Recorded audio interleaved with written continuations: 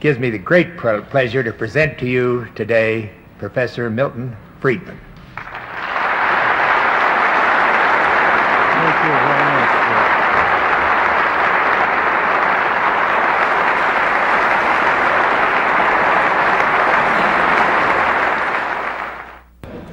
I want to talk today about the contrast between myths that are widely believed by the public at large and what I regard as a reality which typically contradicts those myths. As you are all aware, there has been a drastic shift in public attitudes and public opinions in the past 50 years or so with respect to the role of the individual on the one hand and the role of government and collective institutions on the other. There has been a shift in the philosophy and attitudes of the public from a belief in individual responsibility, from a belief in a society in which the role of government was as an umpire, to a belief in a society in which the emphasis is on social responsibility and the role of government as big brother and protector of the individual. As always, when such shifts arise in public opinion, they are largely produced and reinforced by the development of myths about prior experience. Someone once wrote, and I'm not sure who it was, that a myth is like an air mattress. There's nothing in it, but it's wonderfully comfortable, and deflation causes an uncomfortable jolt. Well, my purpose today is to give you that jolt. When myths get established and are adopted, they tend to be so strongly held, they tend to become so much a part of you, that when anyone comes along and differs with them and contradicts them, he risks automatically being dismissed as a crackpot.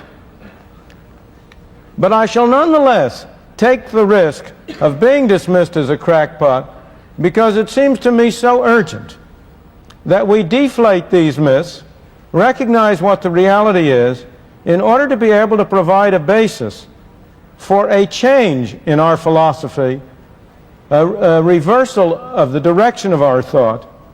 In my opinion, if we do not do so, if we continue on the road we have been going, if we continue to rely more and more on government and less on the individual, we are condemned to a future of tyranny and misery. And therefore, it seems to me essential for the future of this country that we recognize these myths for what they are and adjust our thinking to a correct perception of our present and our past. I'm encouraged in this venture by another quotation, one which comes from a 19th century American humorist by the name of Josh Billings, who wrote somewhere, "It ain't what people know that causes trouble, it's what they know that ain't so." And that's what I'm going to devote this talk to trying to tell you about some things you know that ain't so. I am going to try to cover 5 myths that are part of your thinking. And if they're not part of your thinking, they will tend to become so after you take your first course in American history. The first of those myths is a robber baron myth. The myth that somehow or other in the 19th century there was an era of rugged, unrestrained individualism in which heartless monopoly capitalists exploited the poor unmercifully and ground them beneath their heels. The second myth I'm going to talk about is the Great Depression myth. The myth that the Great Depression from 1929 until the late 30s was produced by a failure of private enterprise. The third myth I want to talk about is the demand for government service myth. The myth that government has had to step in because of a failure of the private market and a great widespread demand for government services. The fourth myth I'm going to talk about was suggested by Mr. Eccles in his introduction. It's a free lunch myth. the myth that there is such a thing as a free lunch. And the final myth I want to talk about is the Robin Hood myth. The myth that somehow or other government operates by taking money from the rich and giving it to the poor. Let me start with the first of those myths, the robber baron myth. The myth that in the 19th century was a period in which the rich became richer and the poor poorer. That it was a century in which you had a conflict between Wall Street and the working man. That it was a period in which particularly the farmers of the Middle West were being ground beneath the rapacious activities of the Wall Street financiers, in which there was widespread farm distress and misery. Now, this myth had its origins in the 19th century. It produced the widespread greenback movement that you will learn about in your history books, a party which at one time reached significant size, a party devoted to the idea that all of the problems of the time could be solved if only the government would print enough of those nice pieces of paper which are colored green on the back and which are called greenbacks. It was a period that also gave rise to the free silver movement, to William Jennings Bryan, the silver-tongued orator from North Platte, if I remember rightly, from these areas, who gave his famous speech on the Cross of Gold in 1896 in Chicago at the Democratic Convention, in which he asked whether mankind shall be crucified on a cross of gold. A speech which got him the presidential nomination of the Democratic Party. And he subsequently was a nominee of the Democratic Party for several subsequent elections. Fortunately, never elected. That was a myth. What was the reality?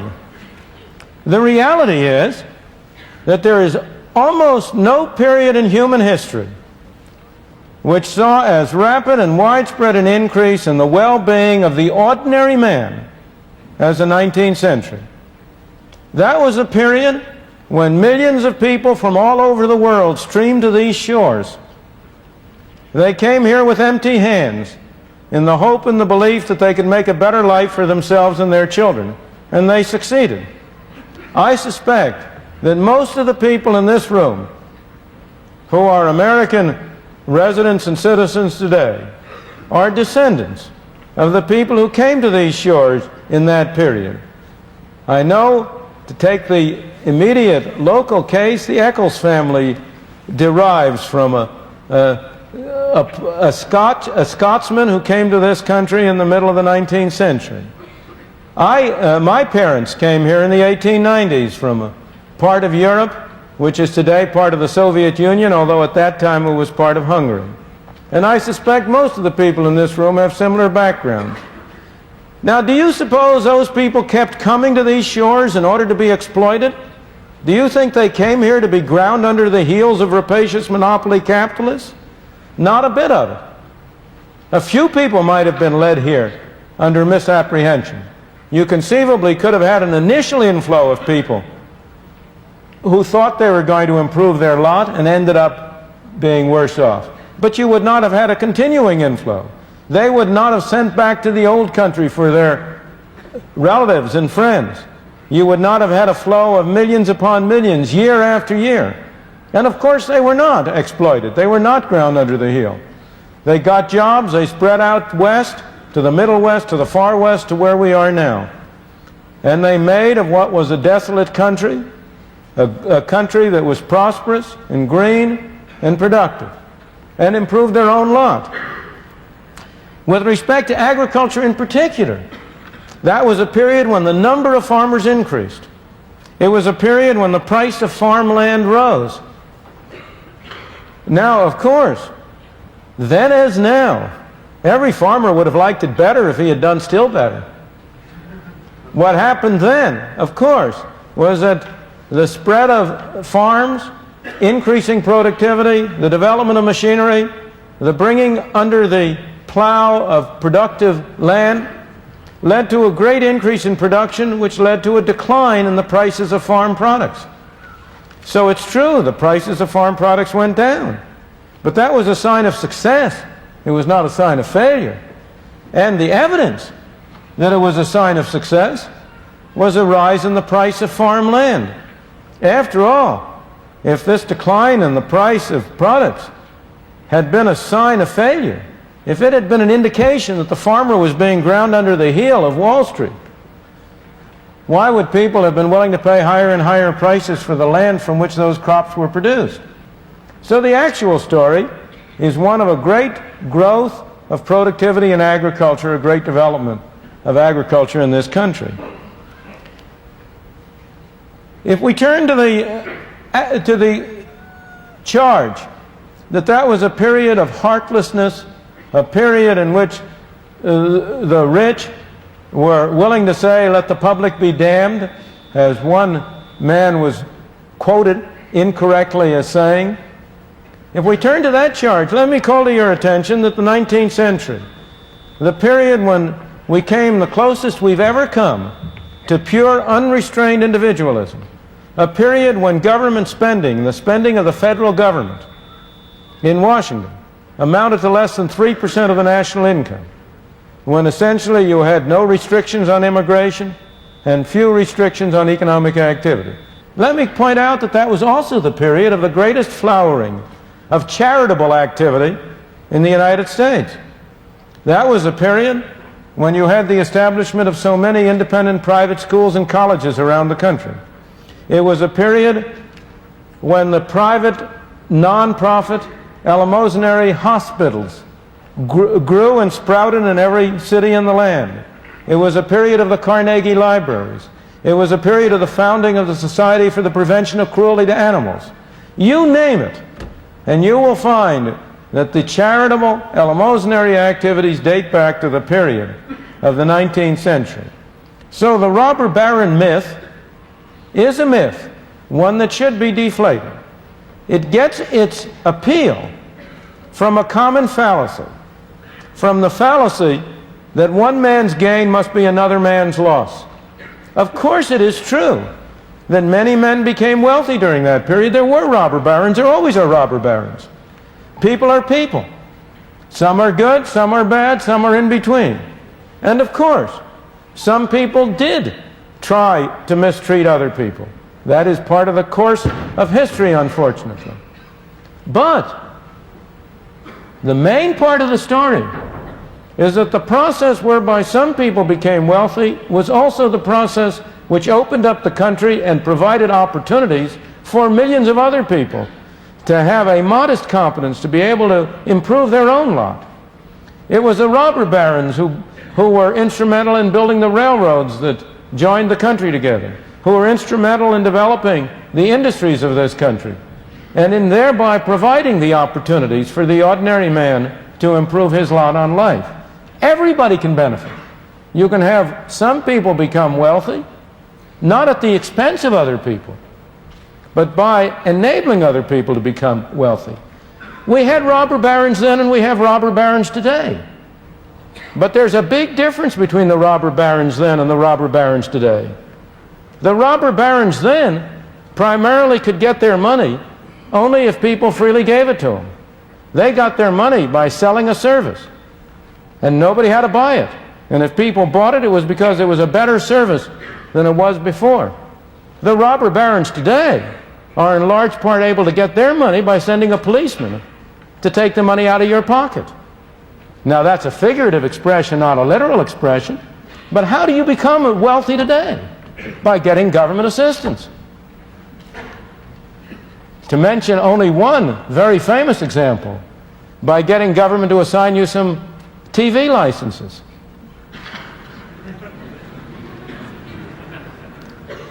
Or by getting any one of a large variety of other sources of government support. If you look at where modern wealth comes from, it almost always comes from political influence, which enables you to get benefits at the expense of the public at large. Now that is a zero-sum game. When the money is transferred from some to others through force and coercion and the taxpayer, then it need not be that the one man's benefit is also the other man's benefit. Then it can and often is that both parties that the party who gains at the expense of the party who pays. So robber barons will always be with us. The crucial question is whether we have a form of economic organization in which one robber baron keeps the other robber baron in check, or whether we have a form of economic and political organization in which one robber baron can help the other robber baron at the expense of the public. I want to turn to the second of these myths, the Great Depression myth. There is hardly any view that is more widespread than the view that somehow or other the Great Depression was produced by a failure of private business. That view is held not only by those who are in favor of greater role of government, it is held by almost everybody. I venture to suggest that if you go to any bankers, the people who are here today at this banking conference, and if you talk to them, I venture to say 9 out of 10 of them, if they hadn't heard what I'm going to say, that 9 out of 10 of them would say, well, of course, the Great Depression was a failure of private business. It was due to an overextension, over-speculation in the 1920s, or it was due to an excessive concentration of wealth in the hands of the wealthy at the expense of the poor in the 1920s, or it was due to speculative investment abroad, or whatnot. But it was a failure of private business, and government had to step in order to rescue private business from its own failure. Nothing could be farther from the truth. The Great Depression was produced, in my opinion, and I may say this is not a random opinion. I will be glad to refer you to a several hundred-page book in which it is documented. I won't tell you who the author is. Mr. Eccles did that. It was produced, the Great Depression was produced by a failure of government, by a failure of monetary policy. It was produced by a failure of the Federal Reserve System to act in accordance with the intentions of those who established it. It was produced by a failure of the Federal Reserve System despite the presence of knowledge on the part of many of the people in the system about the right course of action. It's interesting to speculate for a moment about why this myth is so widespread. The answer is really very simple in this case. Private enterprise has no press agents. The free market has no press agents. The government has a great many press agents. The Federal Reserve has a great many press agents. And the Federal Reserve, of course, would never admit, never proclaim that it produced the Great Depression. On the contrary. And again, I don't mean to be criticizing individuals. We're talking about the way institutions operate. You and I are the same as all the rest of us. We're all the same. The hardest thing in the world is for anybody to admit that he made a mistake. If any one of us makes a mistake, we can always find somebody else to blame. And if you read, as I have for my sins had to read, the annual reports of the Federal Reserve System over a 50-year period, there's only one element of humor that lightens that task, and that is the cyclical fluctuation in the powers of the Federal Reserve. In a good year, when things are good, when the economy is booming, you will read that the Federal Reserve, by its wise policy, by its efficacious management of money, has produced this fine situation. However, let things get bad, and all of a sudden the tone of the annual report is different. Then you discover that despite the best efforts of the Federal Reserve, outside forces combine to produce difficulties.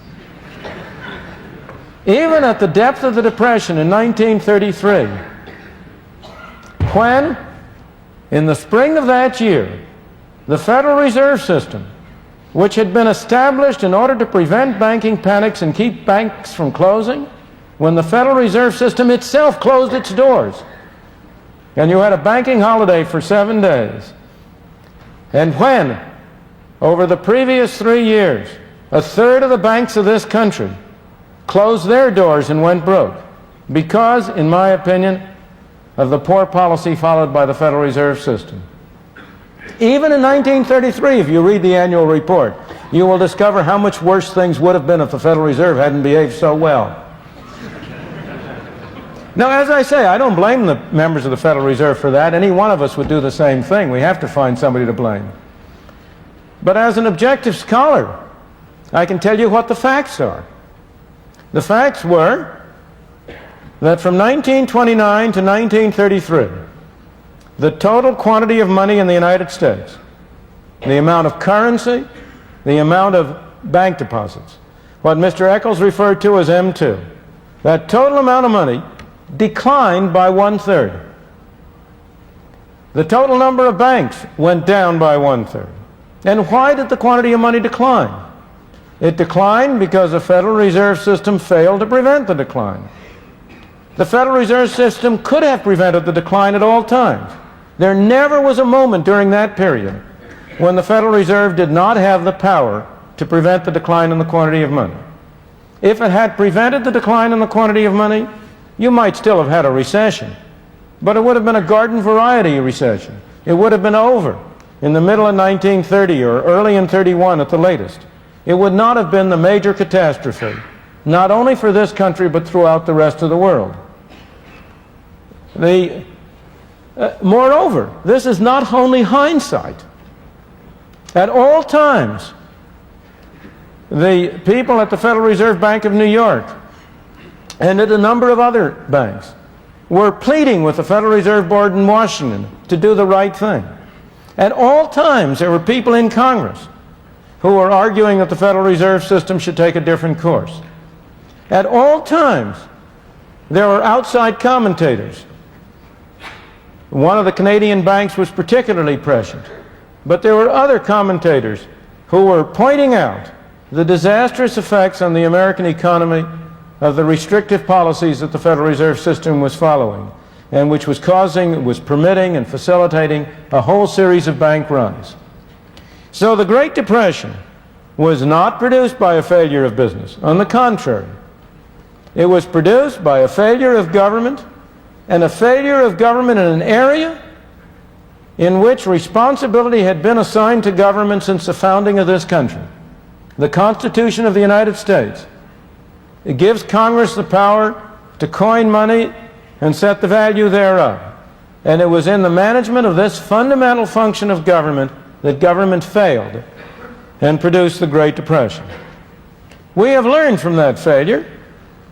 The Federal Reserve will not fail in the same way again. This time it will fail in a different way.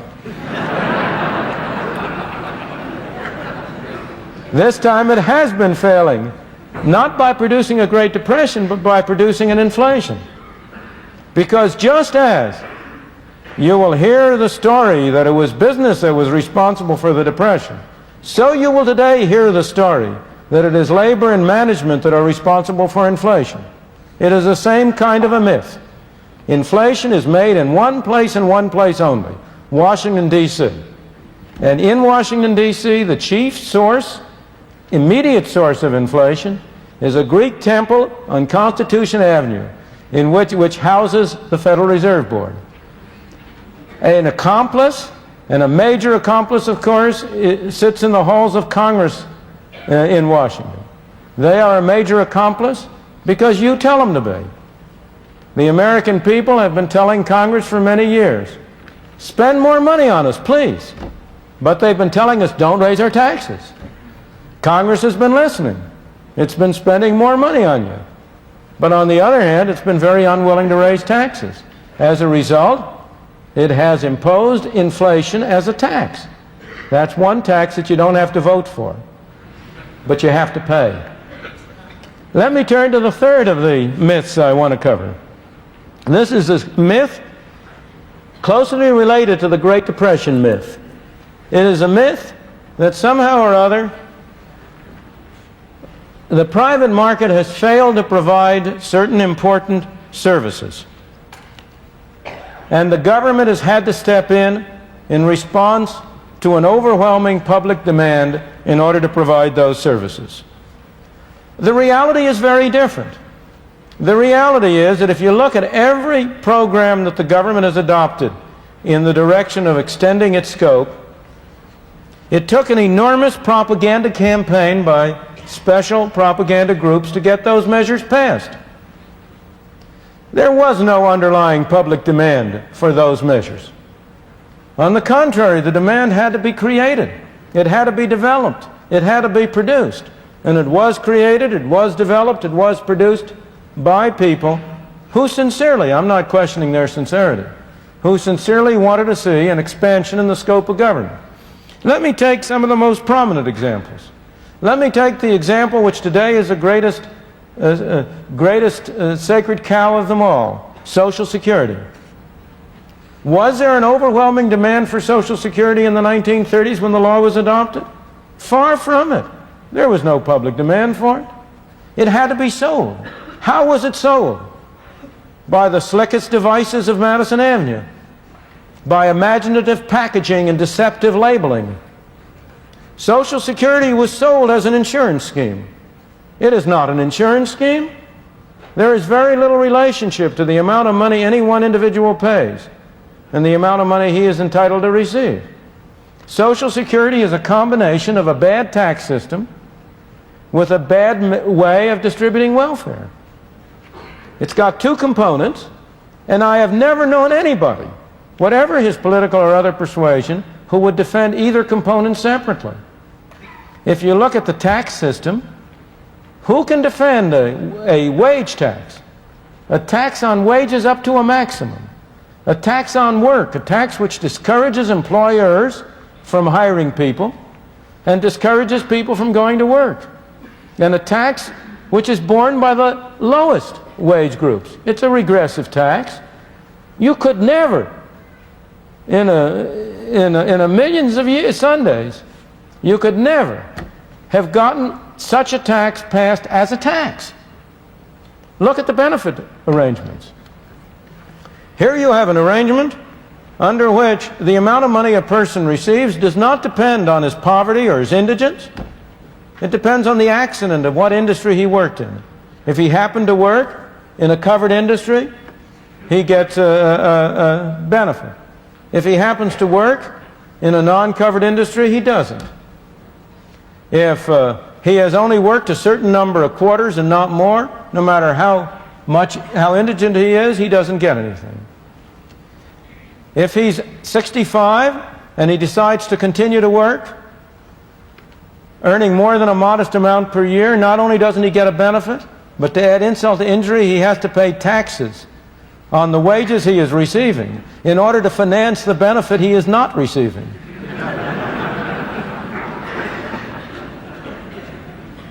If a man who is 65 years old has $1 million in income from property, he is entitled and doesn't work, he gets his full Social Security benefit, tax-free. If the same man goes to work and earns $20,000 a year, he is in the position I just described. He doesn't get any benefit. Is there anybody who would justify that system of distributing benefits? And I could go on to all the difficulties with it. I've only touched the surface. Note the misleading language. The Social Security system consistently refers to the taxes you pay as a contribution. Now tell me, do you regard taxes as contributions? The word contribution denotes voluntary arrangements. If you buy an insurance program, you are contributing freely. If you contribute to the United Way freely, you're contributing freely. But if you pay taxes on your wages as a condition of being employed, that's a tax, it's not a contribution. Again, it always refers to the payments people get as benefits. They are not benefits, they're subsidies. What you have is a system of subsidizing people on the one hand and of taxing it. What about the claim that it's insurance, that there's a relationship between the two? Well, there is a minor relationship. It is true that on the whole, those people who pay more will receive more, other things the same. But every student of the subject has pointed out that the relationship is very small, that most payments are independent of most receipts. Moreover, what you really have is not a system under which people are providing for their own security, as the Social Security system will say it, as they describe it, In their pamphlets, they describe it as a way in which 90% of American workers are providing for their own future. That's nonsense. What people today are doing is paying taxes today to pay the subsidies to the people who are receiving benefits today. What you have is a system of taxing the young at any point in time to subsidize the old. Now, there may be nothing wrong with that. For the moment, I'm not discussing that issue. I'm discussing whether Social Security was a response to a broad-scale public demand or whether it had to be sold to the people by the worst devices of Madison Avenue. And the answer is it clearly was the latter. What you have is a system under which people today are being taxed to pay benefits today to the people who are receiving them. So far, those people who have been receiving payments have received much more than the actuarial value of what they paid. That's because you've had a growing working force, you've had higher wages being paid, wage rates have gone up the wage tax has gone up very sharply. But the number of recipients is growing relative to the number of people paying. And that's why Social Security is currently in so much financial trouble. That's why the so-called reserve, which is not a reserve at all, the so-called reserve has been getting smaller and smaller. And that's why you have all the agitation for Congress to do something to make Social Security again financially responsible. Again, for the moment, I'm not discussing whether Social Security or the separate parts are good or bad, but only whether it can be regarded as a program adopted in response to a great public demand. Let me take another more recent movement. Consider the imposition on you and me and on our automobiles of all sorts of safety equipment, so-called safety equipment. Nothing to prevent us individually from buying it, but now we are required to buy it by government. Why? Was there a great public demand? Not at all.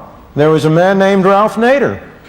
Now, maybe he arose in response to a public demand, but if so, it was a public demand for entertainment, not for safety. But Ralph Nader launched a major propaganda campaign.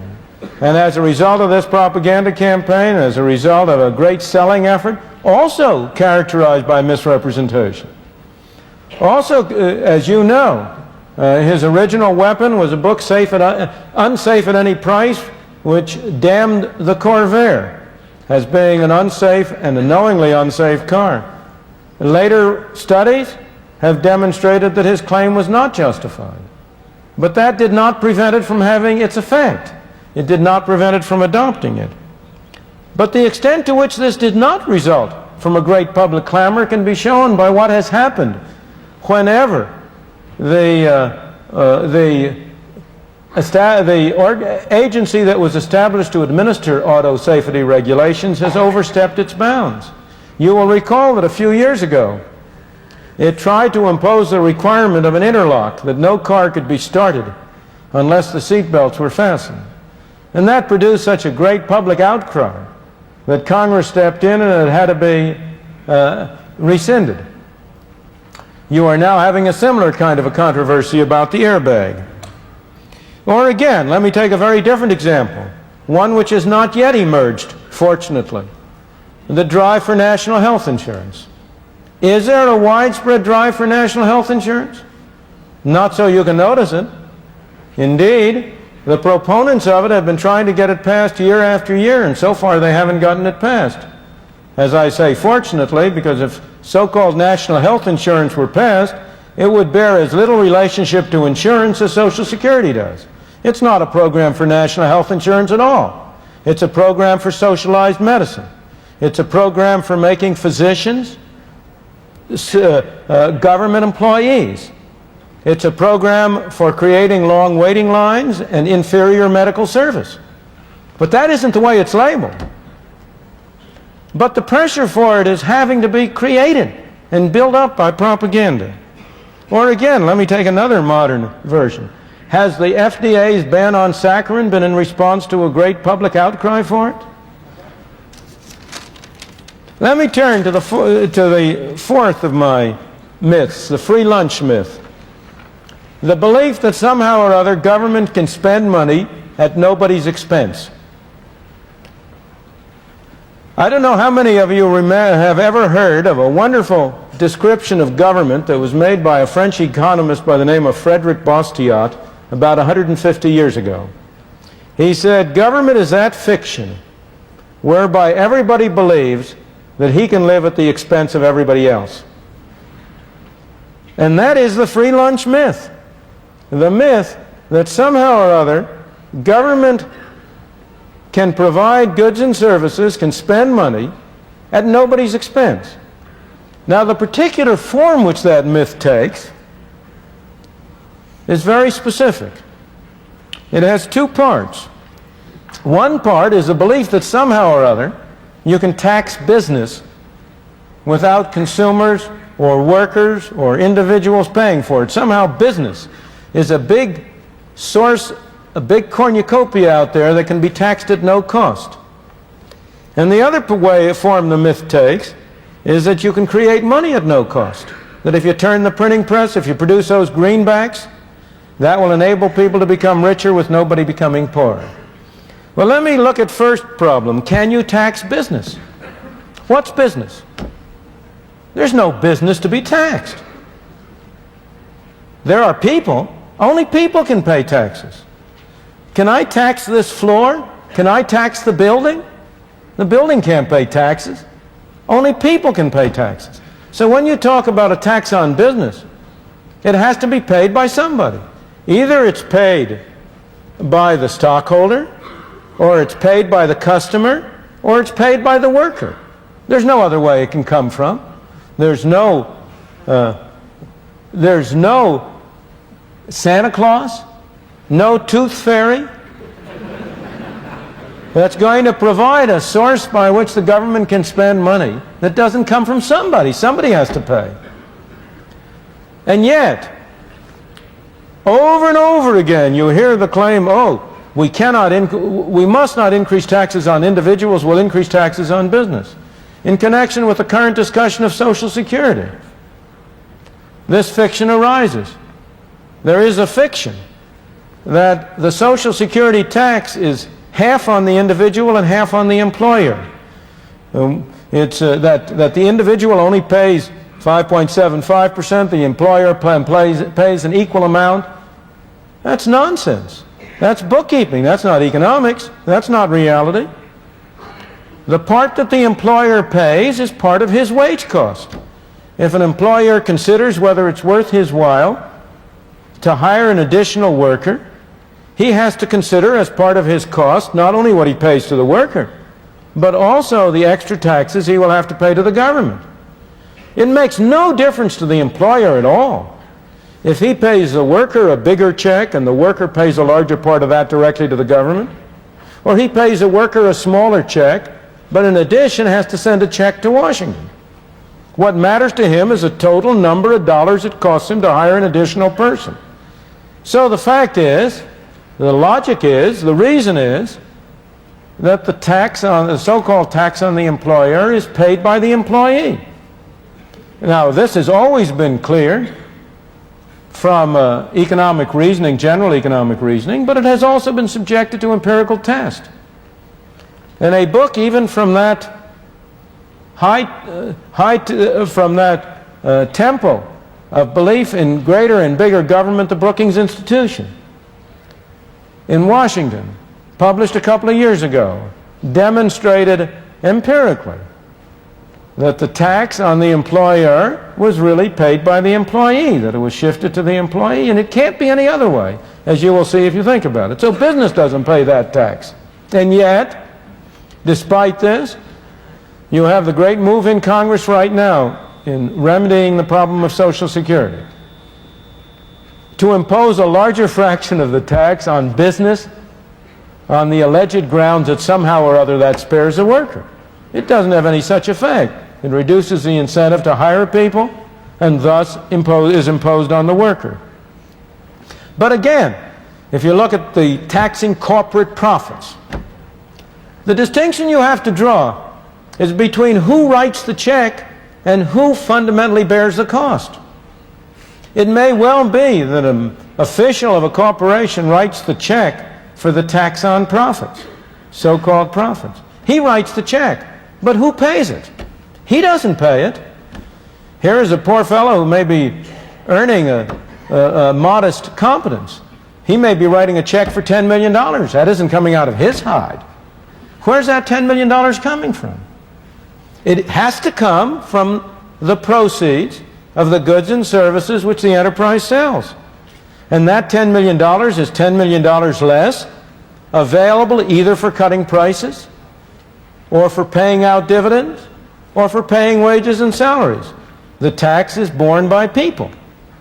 And for this reason, I must say, I have always myself been strongly in favor of eliminating altogether the tax on corporations.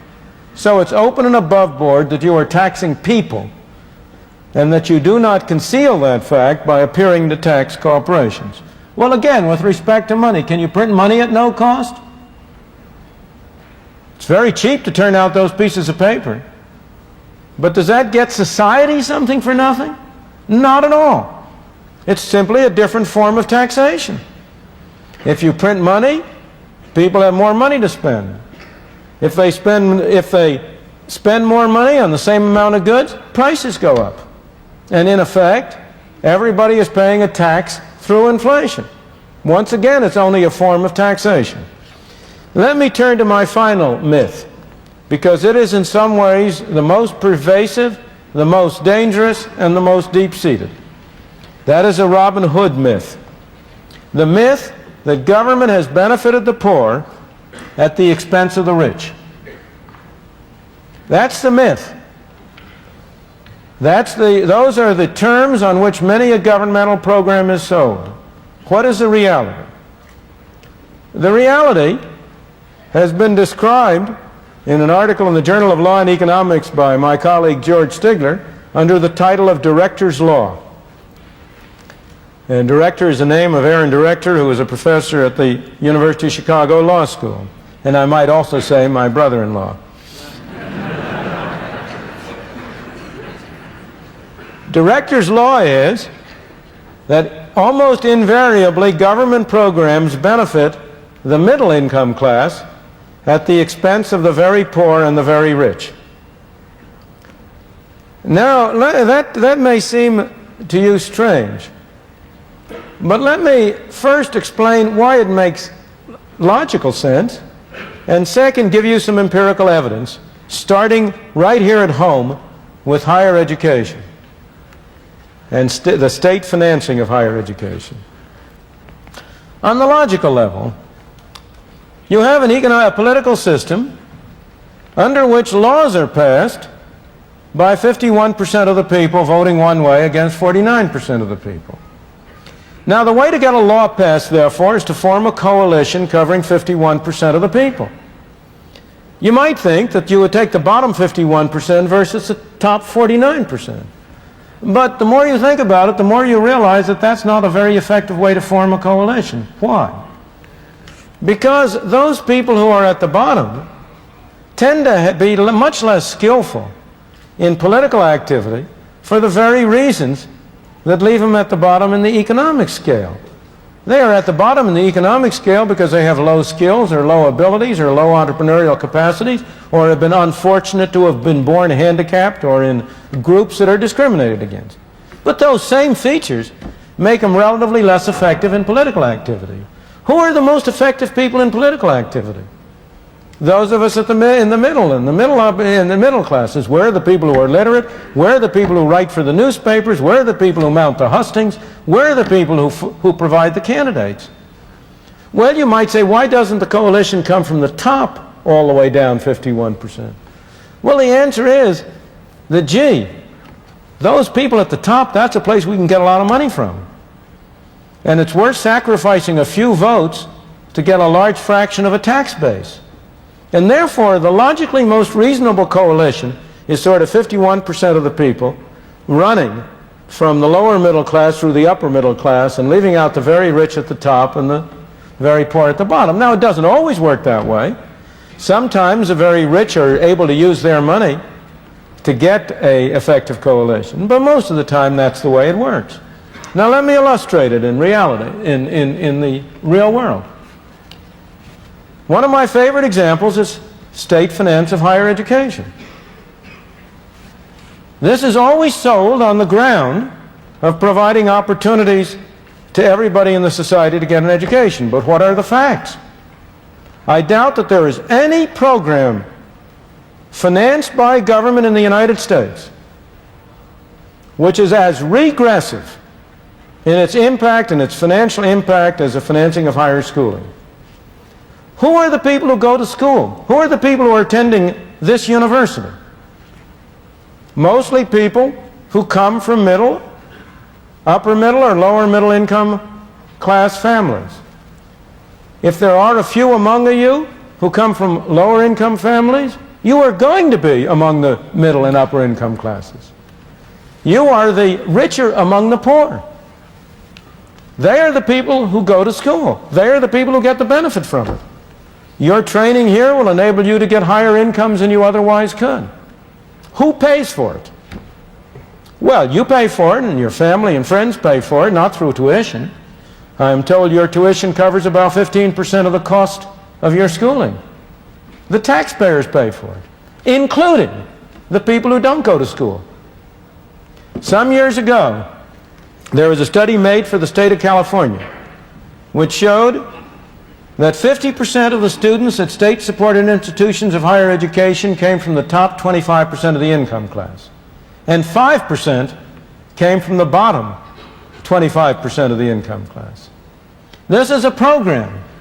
When I talk in California and want to be demagogic, I say it's a program to impose taxes on the people in Watts to send the children from Beverly Hills to college. Now, you here in Utah know better what the local equivalents of that are. Now, I'm not blaming you as individuals again. I couldn't do that because I myself am a beneficiary of state support of higher education. I went through a school that has since become a state university, Rutgers University in the state of New Jersey, on a state scholarship. Now, I think I benefited from going to the university, although I know, and I think even maybe the country at large did, although I know there are many people who disagree with that. But there's no reason why I shouldn't have paid for it. What did the poor citizens in New Jersey get? The day I graduated from college, I left New Jersey, and I've hardly ever been back since. There's a strong case to be made that everybody who wants to go to university should have an opportunity to do so, provided he's willing to pay for it. Not necessarily right now. It's highly desirable to have arrangements under which he can borrow now to pay it back later out of a higher income that his education will make possible. But there is no justification for imposing taxes on lower income people to finance the schooling of people who are or will be in the higher income groups. And yet, how much political movement is there to impose full cost tuition on colleges? There is nobody who would have a ghost of a chance of being elected to a legislature or to the state house on that program. It's the hardest thing in the world legislatively to get higher tuitions imposed. Why? Because the middle class looks after itself. Because of director's law. Now, what's true for higher education is true in every other area. Consider Social Security. Now, Social Security is also sold as a program to benefit the poor. What are the facts? Social Security is a program which imposes unduly heavy taxes on the lower income groups in the society to provide higher benefits to upper income groups in the society. How does it work? It's not because of the regressive nature of the wage tax. It's not because of the structure of benefits. It's because of a very simple phenomenon. At what age do younger men from the lower classes go to work? 16, 17, 18, 19. That's when they start to pay Social Security taxes. At what age are you people going to go to work and start paying Social Security taxes?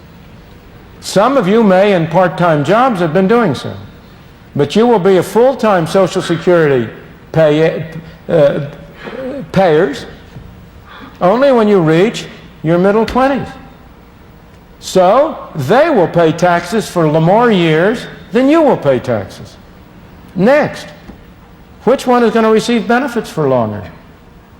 Every demographic study has shown that the average expected length of life of middle and upper income classes is longer than the average length of life of people from the lower income classes. So those poor suckers are going to pay taxes for more years and receive payments for fewer years than you and I will. Now, some of us, by virtue of continuing to work between 65 and 72, will not be in that favored class. But already, the fraction of people who work between 65 and 72 has been cut to a small part of what it used to be because of the incentive offered by Social Security. And overall, there is little doubt, therefore, that Social Security is a program which transfers income from low-income classes to high-income classes. Same thing is true of almost every other social program you can mention. I have often challenged people to find a single governmental program in which the people who pay taxes have higher incomes than those who get the benefits. I know only one, and that's direct relief, public assistance, the aid to families of dependent children. It's not a good program, it's a terrible program, it's a welfare mess.